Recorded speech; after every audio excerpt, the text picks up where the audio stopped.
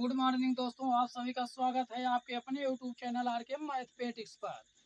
दोस्तों, आज हम आपके बहुपद का डाउट क्लियरली से खत्म कर देंगे कि आपको बहुपद आपके होठों पर रखा रहेगा। आप जब चाहेंगे तब बहुपद में कोई कंफ्यूजन किए बिना उसका परिभाषा उसको आप साधारणतया समझ सकते हैं।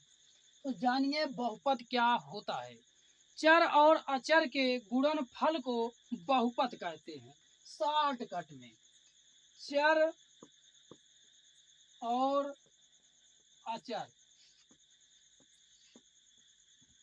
के गुणनफल, चर और अचर के गुणनफल को बहुपद कहते हैं।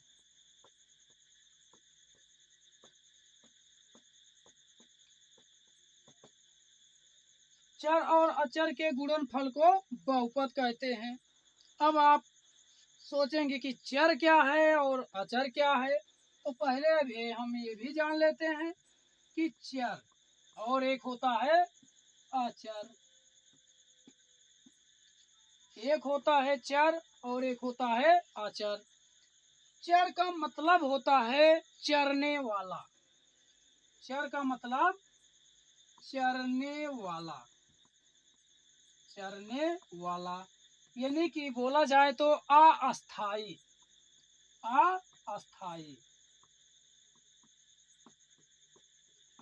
चरने वाला मतलब अस्थाई। अस्थाई भाई वही हो सकता है जिसका ना तो मान क्लियर पता होगा, ना तो ठिकाना पता होगा सही से।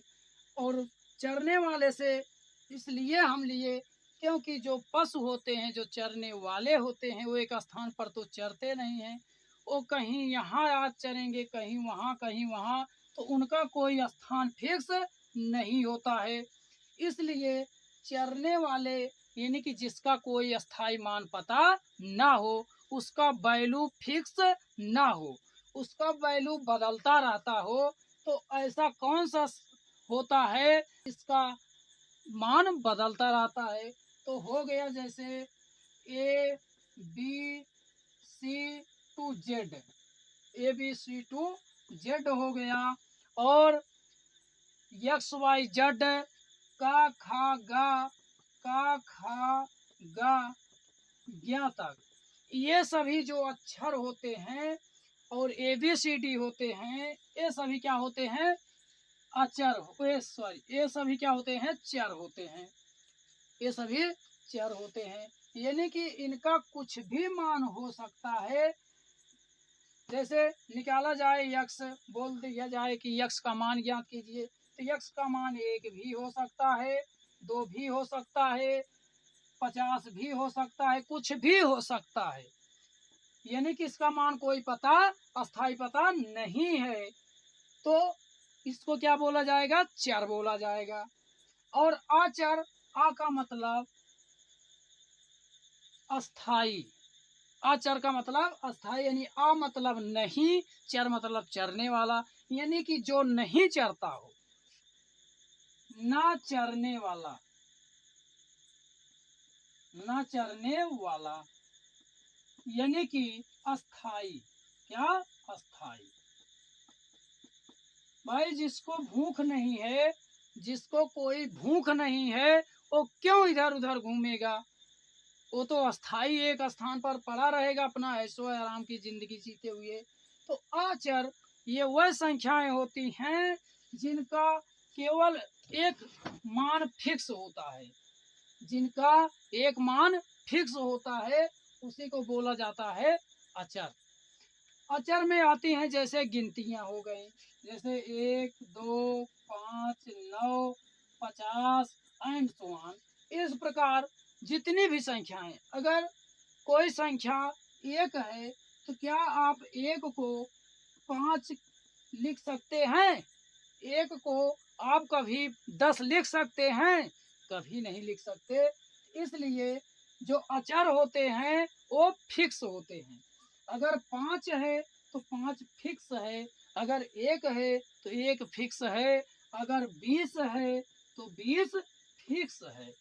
इसका मान चेंज नहीं होगा, इसी को बोला जाता है अचर। यानी कि जितने अक्षर होते हैं और ABCD वर्णमाला होती हैं उनको चर बोला जाता है, और जो तियां होती हैं उनको अचर बोला जाता है। तो अब भाई चर और यचर अचर यही दोनों बात आए किसमें, बहुपद में। तो यही तो परिभाषा इसकी बनी, चर और अचर के गुणनफल को बहुपद कहते हैं।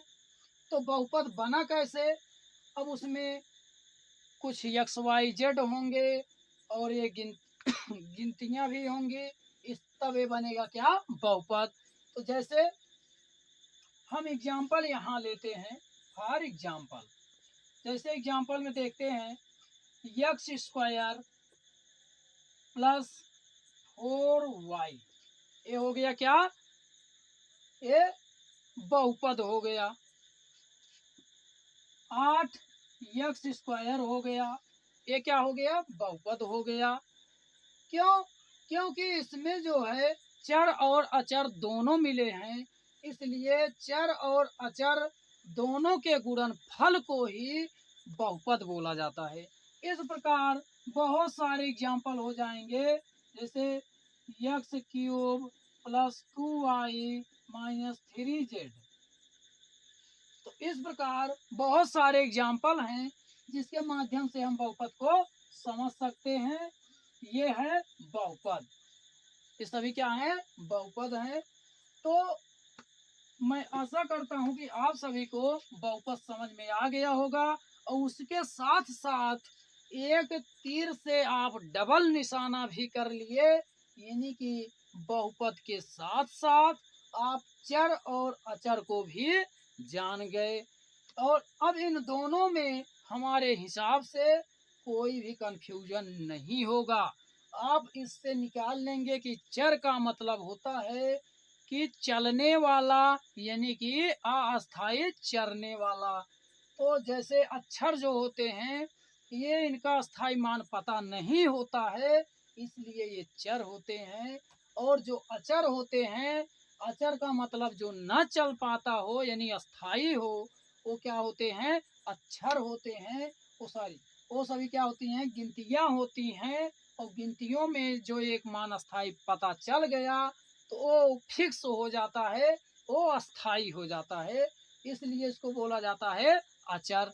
और इन दोनों के गुणनफल को ही जैसे कह दिया गया कि 8y² भागे 3z, ये क्या हुआ, एक प्रकार का बहुपद हुआ। ये क्या हुआ, बहुपद हुआ। और कह दिया गया 9y² प्लस 8x², ये क्या हुआ, बहुपद हुआ।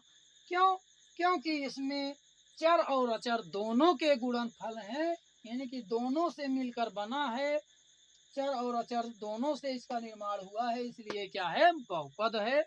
बस अब आज यहीं तक। Thank you for watching this video.